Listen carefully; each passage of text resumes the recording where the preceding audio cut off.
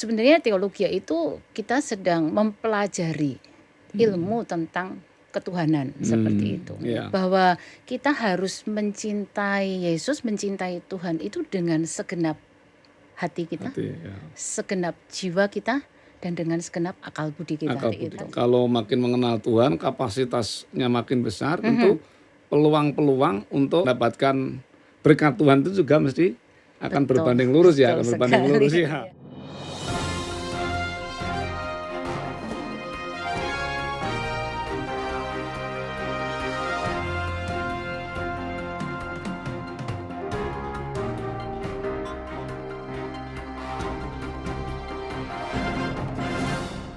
Sobat Podcast, berjumpa kembali dengan saya Pato, Paulus Purwoto dalam program Ngobrolin Alkitab. Kerjasama dari Tivara Production House bersama dengan STT Torsina Surakarta. Kali ini kita berjumpa dalam satu tema yang luar biasa. Belajar teologi, siapa takut? Ya. Melalui kesempatan ini kita akan kumpas tuntas tentang apa itu teologi dan hal-hal yang menyekitarinya. Olehnya kita dapat tamu yang luar biasa, narasumber kita kali ini Ibu Dr. Agustin Switomo Putri, Magister Teologi, Ketua STT Torsina Karanganyar Solo. Iya, luar biasa. Terima kasih untuk kesempatan kali ini, Bu Agustin. Supaya lebih akrab saya panggil Bu Agustin, begitu ya? Oke, ya. Selamat berjumpa kembali tentunya ya untuk semua yang bergabung dengan podcast kita saat ini. Sobat podcast semua dimanapun Anda berada, kita akan mulai perbincangan kita kurang lebih 30 menit ke depan. Kita akan kupas tuntas tentang tema kita kali ini, Bu Agustin, belajar teologi. Siapa takut, begitu? Iya, betul. Bu Agustin, sebelum kita akan masuk lebih jauh, membincangkan bersama, ngobrol bersama tentang belajar teologi, siapa takut? Ya, saya ingin sedikit mengenal supaya sobat podcast juga mengenal lebih jauh siapa narasumber kita. Olehnya saya ingin mendengar testimoni singkat itu kenapa Bu Agustin ini terpanggil untuk belajar di dalam dunia pendidikan teologi, begitu Bu Agustin. Iya, baik. Mungkin kalau ditanya apakah memang pertama kali saya belajar teologi itu langsung tertarik, dimulai dari ketertarikan gitu ya? Sebenarnya enggak. Gitu. Jadi permulaan saya justru saya memulainya karena saya terjun di dalam ladang pelayanan pekerjaan Tuhan waktu itu sejak dari usia remaja seperti itu, dan kemudian saya memiliki satu kerinduan yang besar untuk saya menyerahkan diri melayani Tuhan sebagai pelayan Tuhan yang full timer seperti itu. Kemudian saya memiliki satu cara berpikir bahwa saya pengen belajar Alkitab lebih dalam lagi seperti itu. Dan dengan konsep yang sesederhana itu kemudian saya memutuskan untuk saya kemudian masuk ke sekolah Alkitab. Nah, dari situlah kemudian mulai berkembang karena saya mulai masuk ke dalam dan saya mulai melihat lebih banyak seperti itu. Jadi akhirnya kemudian mulai muncul untuk pemikiran, oh berarti nggak cukup hanya sampai di sini saja gitu ya. Jadi kemudian akhirnya karena waktu itu sebenarnya saya hanya masuk di D3. Waktu itu masih ada D3 Pak. Kalau boleh tahu, seandainya boleh disebutkan begitu. Oh iya. Pertama kali belajar teologi atau sekolah Alkitab di mana itu, Bu? Iya, pertama kalinya saya ada di Akademi Teologi Alkitab Salatiga. Oh. Sekarang sudah nggak ada. Sekarang sudah ada. Sekarang sudah jadi STT Salatiga STT gitu Salatiga, ya. Nah, jadi pertama kali di sana 3 tahun. Kemudian sudah itu saya berpikir ini tanggung gitu ya. Jadi kemudian akhirnya saya masuk ke STT Inteos untuk menyelesaikan S1 saya. Dan dari situ kemudian saya berpikir lagi, nggak bisa juga agaknya ternyata sampai di situ saja. Jadi saya akhirnya lanjut lagi untuk menyelesaikannya di S2 di Inteos. Di Inteos juga, STT Inteos. Iya, S2 Inteos. Dan memang tuntutan secara akademis juga nggak bisa berhenti sampai di situ, dan memang Iya. ternyata semakin banyak belajar kita semakin merasa nggak cukup ya, Pak, ya. Faktanya kan gitu ya. Iya, iya. Olehnya lanjut ke prodi S3 teologi. Iya, Di betul-betul mana di itu Bu untuk prodi STT S3-nya? Berita Hidup. STT Berita Hidup. Iya. Mantap, mantap. Nah, ini luar biasa ini Sobat Podcast. Ya, mulai dari kerinduan belajar Alkitab, Iya, melayani Tuhan dan melayani harus Tuhan, punya bekal punya seperti bekal, itu. kemudian masuk 3 tahun di sekolah Alkitab, S1, S2, bahkan S3. Iya. Sekarang dipanggil Bu Dr. Agustin. Wah, luar biasa. Iya, iya. Nah, ini justru menarik Bu Agustin. Mengapa saya perlu tanya latar belakang pendidikan Ibu itu? Karena justru supaya sobat podcast ini juga mendapatkan gambaran begitu, ya.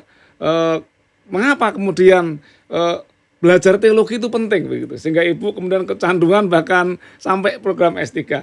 Nah, yang selanjutnya perlu kita tahu supaya ini tidak menjadi sesuatu yang terlalu melangit begitu ya, seolah-olah kok wah teologi itu begitu tinggi, begitu sakral, Iya, jauh betul, daripada betul. kehidupan umat Kristen begitu.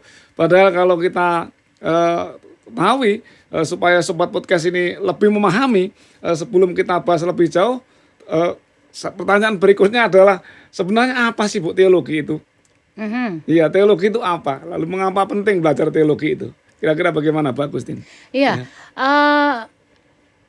ini memang perlu untuk kita pahami Iya. ya, bagi semua teman-teman yang bergabung dalam podcast ini. Iya. Banyak orang yang takut untuk terjun dan belajar teologi ya. Iya. Nah, pertanyaan dari Bapak ini tadi sangat perlu untuk kita Iya. renungkan gitu Iya. ya. Jadi pertama kali dulu deh, Iya. teologi itu sebenarnya apa Apa itu gitu teologi? ya. Ya. Nah, Iya. sebenarnya secara umumnya dikenal bahwa teologi itu dari kata theos dan logos gitu Oh, ya. iya. Jadi theos itu Allah, logos itu ilmu gitu ya. Jadi sebenarnya teologi itu kita sedang mempelajari ilmu tentang ketuhanan seperti itu ya. Jadi belajar tentang Tuhan. Betul, Ya. belajar tentang Tuhan. Jadi seperti sederhananya itu. teologi itu belajar ilmu yang mempelajari tentang Tuhan seperti iya. itu Iya. ya. Nah, kemudian Nah, kenapa kok jadi penting? Penting ya, mengapa Nah, kemudian iya. belajar tentang teologi itu penting begitu? Iya. Iya. Saya teringat dengan salah satu pernyataan dari Tuhan Yesus sendiri Iya. bahwa kita harus mencintai Yesus, mencintai Tuhan itu dengan segenap hati kita, Hati, ya. segenap jiwa kita, dan dengan segenap akal budi kita. Akal budi Kan kita. seperti itu. Betul. Artinya bahwa mencintai Tuhan itu bukan cuma sekedar pokoknya slogannya cinta Tuhan tanpa ada dasar pengenalan yang betul kepada Tuhan. Kan gitu ya. Iya. Ada begitu banyak orang yang mengatakan mencintai Tuhan, tapi ternyata mencintai itu hanya sekedar kayak seperti lip service saja gitu ya. Nah, mencintai tanpa pengenalan itu kan sama aja bohong gitu. Sama aja bohong. Ah, itu Maka dia. ada pepatah, tak kenal maka tak sayang tuh ya. Betul sekali. Dangkal sekali sayangnya kalau nggak mengenal itu ya. Iya, betul-betul. Nah, itu yang jadi statement yang cukup menarik kan Iya, jadinya ya Pak iya. ya. Jadi Iya. menjadi dangkal cinta kita kalau kita tidak memiliki pengenalan. Pengenalan yang cukup. Ya. Nah, salah satu cara untuk kita mengenal itu tadi adalah kita dengan belajar teologi ya. Artinya seperti ini yang saya mau katakan. Bahwa mengapa penting kita belajar teologi ya? Karena dengan belajar teologi ya, kita akan belajar lebih banyak lagi, belajar lebih dalam lagi, belajar mempelajari Alkitab itu secara sistematis. Karena dengan belajar Alkitab, kita kan tahu isi hati Tuhan, Iya, gitu iya, ya, mempelajari perintah-perintahnya, mempelajari sifat-sifatnya, dan mempelajari hati Tuhan itu sendiri seperti apa. Benar, seperti itu. Nah, kalau sudah seperti ini, Bu Agustin, menurut Ibu sebenarnya belajar teologi itu gimana sih? Apa ada stigma yang berkembang di kalangan umat Tuhan hari-hari ini? Belajar teologi, ya itu kan khusus untuk pendeta, Iya. khusus untuk guru-guru agama Kristen, Betul. khusus untuk orang yang betul menjadi full timer gereja. Menurut Ibu sebenarnya belajar teologi itu apa hanya khusus untuk orang-orang yang demikian atau seyogyanya bahkan semua orang Kristen begitu? Oke. Iya, Ini saya jadi ingat juga salah satunya ada yang berkata seperti ini. iya, Ini kalau kalau kita bicara secara gender bahkan, Pak. iya, Ada yang katakan seperti ini, "Perempuan buat apa belajar teologi ya tinggi-tinggi? iya. Jadi menakutkan." Toh swarga nunut rokok katut gitu ya. Jadi gitu ya. Iya, Isu gender itu iya, jadinya iya, ya. Nah, iya.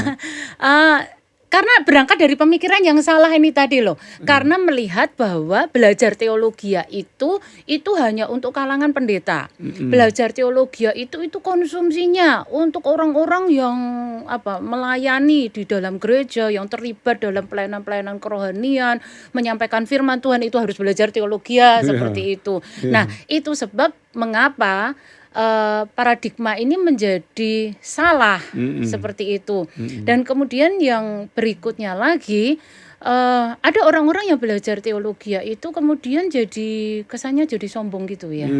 Jadi Hmm, merasa lebih iya, tahu iya. semua. Jadi kalau prodi S1 teologi itu kan STH, Bu ya. Hmm, Kalau mindsetnya salah tadi kan jadi bukan sarjana teologi. hmm. Ya, sarjana tinggi hati begitu ya. Iya betul. Kalau nggak hati-hati bahkan STH-nya malah sekolah tanpa hasil gitu ya.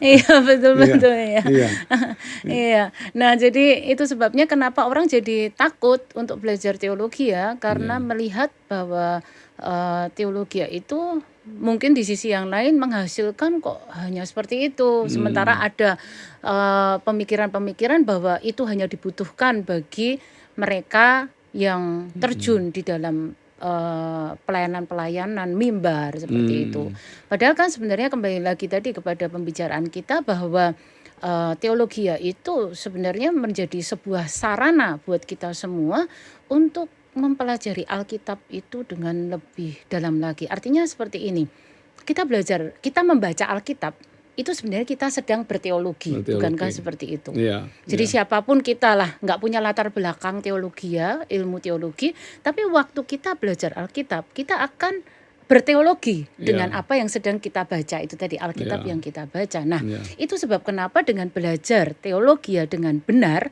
kita akan dibawa kepada jalan yang benar Iya, gitu ya. pengenalan kepada Allah secara benar begitu Betul, ya. betul, betul. So, sobat podcast kalau sudah begitu, maka kita mendapatkan satu perspektif atau sudut pandang yang baru ini bahwa belajar teologi sesungguhnya Semua orang. untuk semua orang. Iya, Karena betul. teologi sesederhana itu belajar tentang Allah.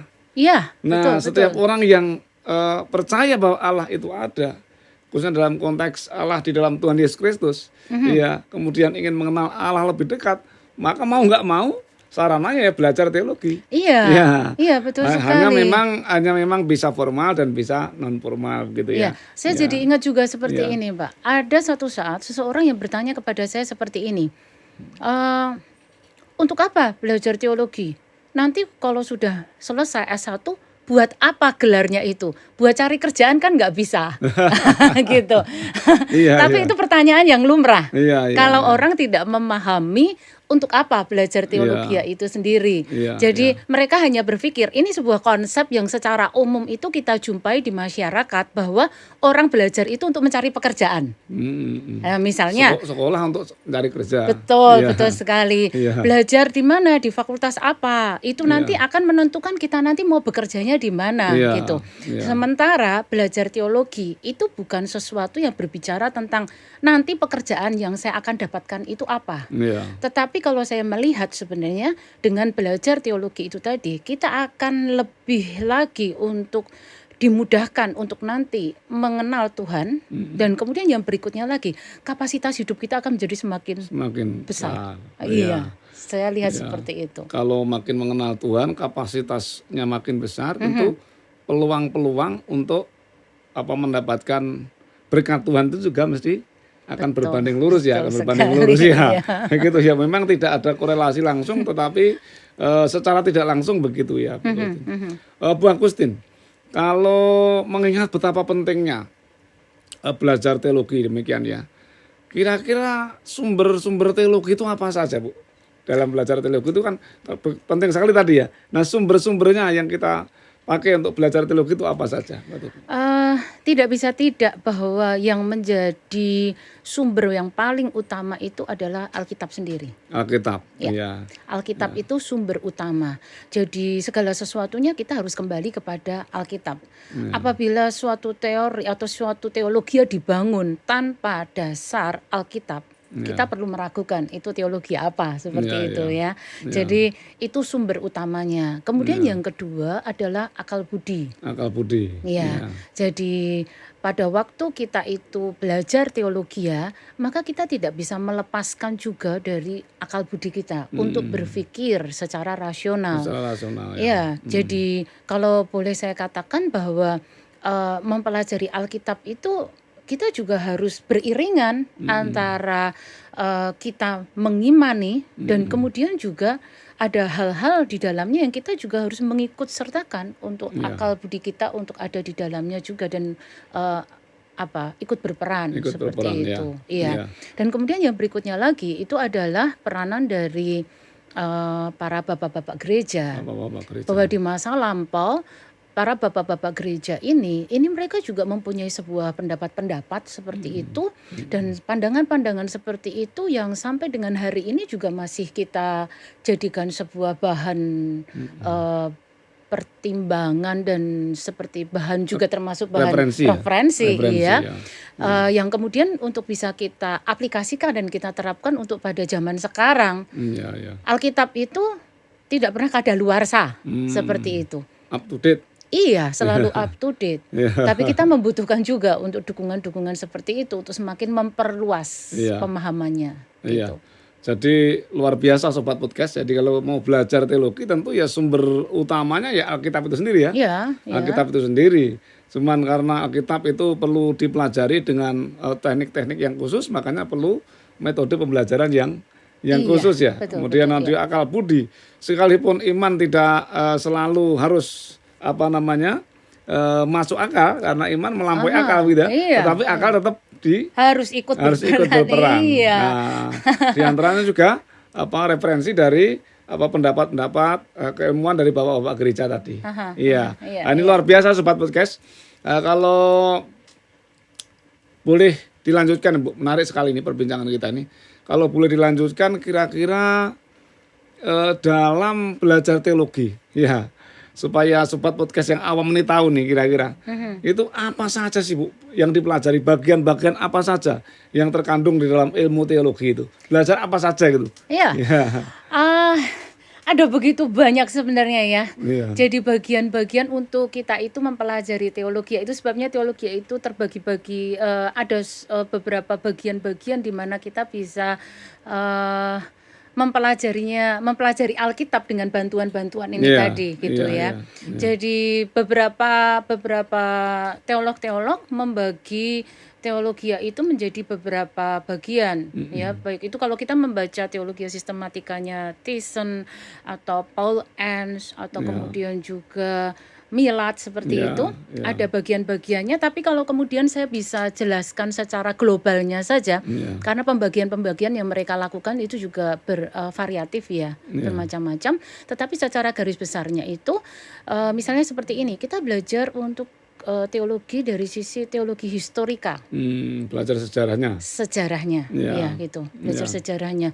Jadi mulai dari bagaimana sesudah gereja mula-mula berdiri gitu ya. Jadi sejak sesudah Yesus gitu ya.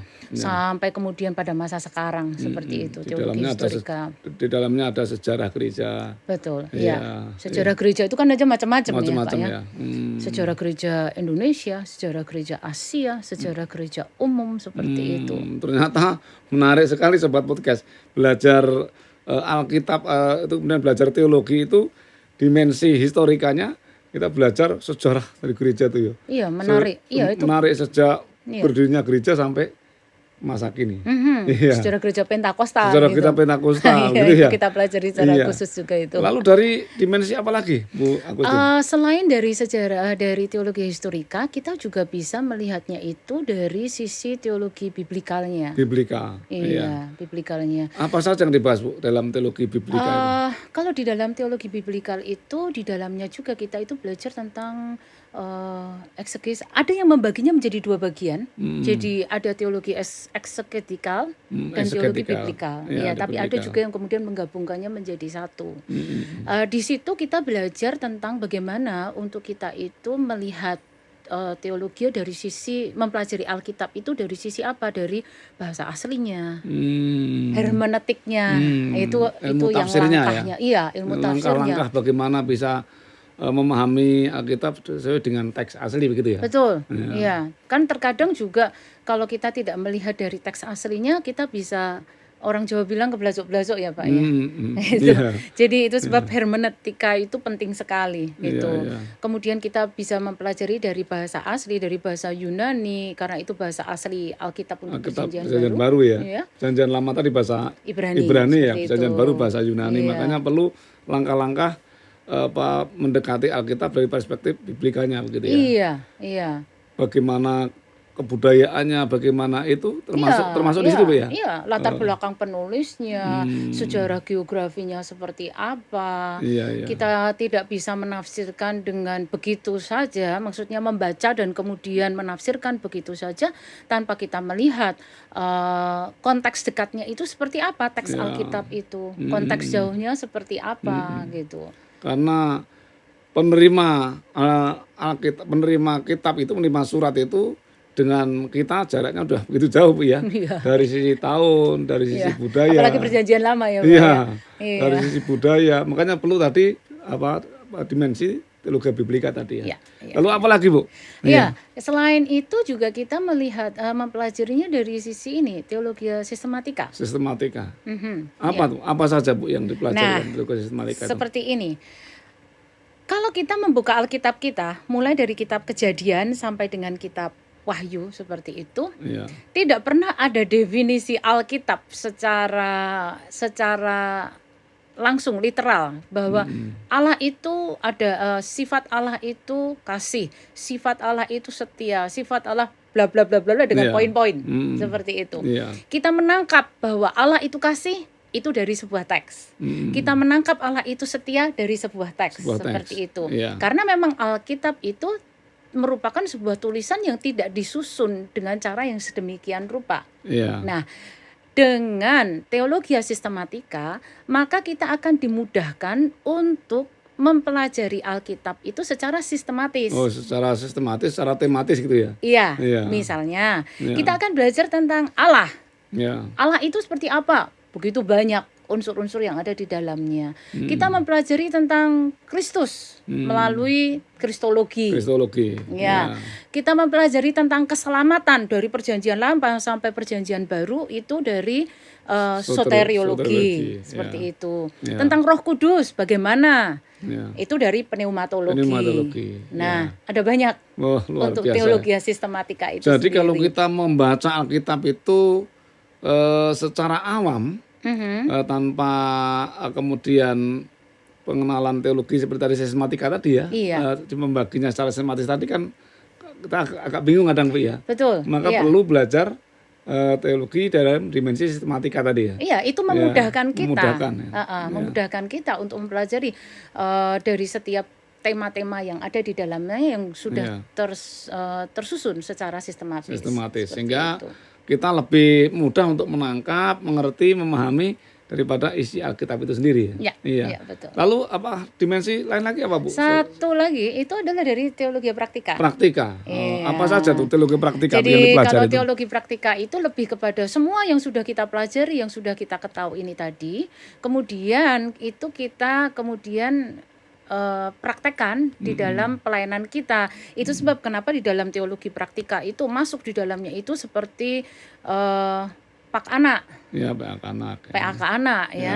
Kemudian untuk PAK remaja, PAK pemuda, mata kuliah liturgi. Liturgika. Iya, pelayanan-pelayanan praktikal yang ada di dalam gereja. Ya, jadi teologi praktika merupakan, kalau begitu boleh saya simpulkan, merupakan manifestasi atau perwujudan daripada historika, biblika, sistematika tadi ya.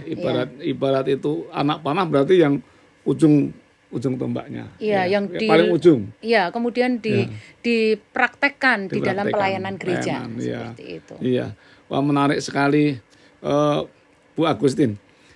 Mohon maaf Bu, kalau saya boleh tahu, Ibu juga sehari-hari mengajar di pendidikan teologi ya? Iya. Di mana Bu tuh supaya ini bisa sobat podcast barangkali supaya bisa ikut tertarik belajar gitu ya. Dan itu harus kita gugurkan paradigma bahwa teologi itu hanya bagi hamba-hamba Tuhan. Nah, jadi teologi itu untuk tadi. semua. Ya, teologi untuk semua. Belajar teologi untuk semua orang. Jadi saya cukup salut apabila ada di antara umat Tuhan, jemaat Tuhan gitu yang usianya sudah 50, 60 tahun tapi masih punya semangat belajar teologi ya gitu ya. Iya. Saya ada di Sekolah Tinggi Teologi Torsina. STT Torsina. Iya. Itu ada di Jalan Raya Solo Purwode di kilometer 6,5. Pinggiran kota ya, Pak. Pinggiran kota, ya. Iya. Justru di pinggiran kota kan menarik karena tempatnya lebih sepi, lebih hening untuk seseorang belajar mengenai Tuhan begitu ya. Iya. Nah, Bu, pertanyaannya, itu sistemnya asrama atau? Ada yang asrama, ada juga yang sistemnya jadi bisa untuk kita tidak harus tinggal di asrama. Seperti itu. Jadi bisa menjangkut juga kaum profesi. Oh ya, ada kelas profesi. Yang artinya jemaat tua. Tadi kan Ibu bilang tadi belajar teologi itu tidak hanya untuk konsumsi yang jadi pendeta atau full timer gereja, bahkan semua jemaat seharusnya belajar teologi, betul kan? Iya. Olehnya kampus STT Torsina juga memfasilitasi bagi mereka yang terpanggil belajar teologi sekalipun bekerja, begitu ya? Iya kan, karena ada yang bekerja dari pagi sampai sore, kemudian sementara di sisi yang lain mereka itu pengen tahu lebih banyak seperti itu. Jadi kemudian akhirnya kita menyediakan untuk kelas yang khusus untuk profesional. Kalau boleh saya tahu Bu, kira yang kelas profesional itu kira-kira dari profesi apa saja yang selama ini ikut gabung atau belajar itu? Sejauh ini sudah ada mahasiswa yang masuk di kelas profesional, mereka justru punya latar belakang yang beraneka ragam. Dari yang pengusaha, ada yang ibu rumah tangga. Ibu rumah tangga juga ada. Iya, ibu rumah tangga. Ada yang pekerja kantor juga. Seperti itu. Iya. Berbagai macam kalangan. Jadi tidak hanya mereka yang punya background memang full timer atau seorang pelayan Tuhan ya? Tidak. Bahkan pengusaha juga belajar ya? Iya. Ini hebatnya, ini luar biasa. Iya. Makanya kalau saya melihat bahwa sebenarnya ini bukan sesuatu yang, karena itu tadi sekali lagi saya tekankan bahwa bukan persoalan nanti mau bekerjanya di mana gitu.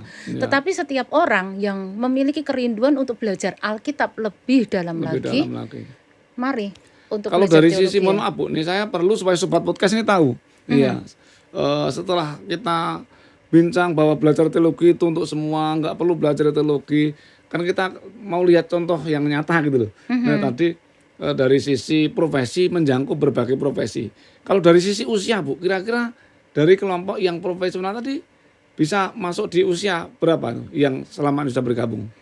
Sejauh ini yang bergabung dengan kelas profesional itu ada yang sudah usia 60 ya Pak ya.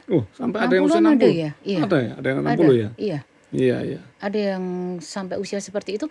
Mungkin karena seperti ini ya. Karena landasannya itu mereka masih mau belajar. Nah, sepanjang masih mau belajar itu tadi, tidak ada yang tidak bisa saya pikirnya. Keinginan untuk belajar itu kuat gitu. Itulah sebabnya kita perlu kasih pemahaman kepada sobat podcast barangkali yang bergabung dan mengikuti acara kita ini supaya mereka mendapatkan pemahaman yang juga komprehensif, selain mengenal teologi tetapi juga barangkali ada yang tertarik belajar lebih lagi, tidak ragu-ragu begitu Bu.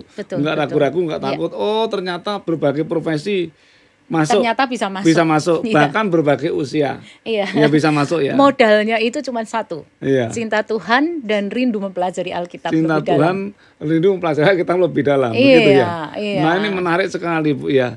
Menurut pengalaman Ibu sebagai seorang akademisi, kira-kira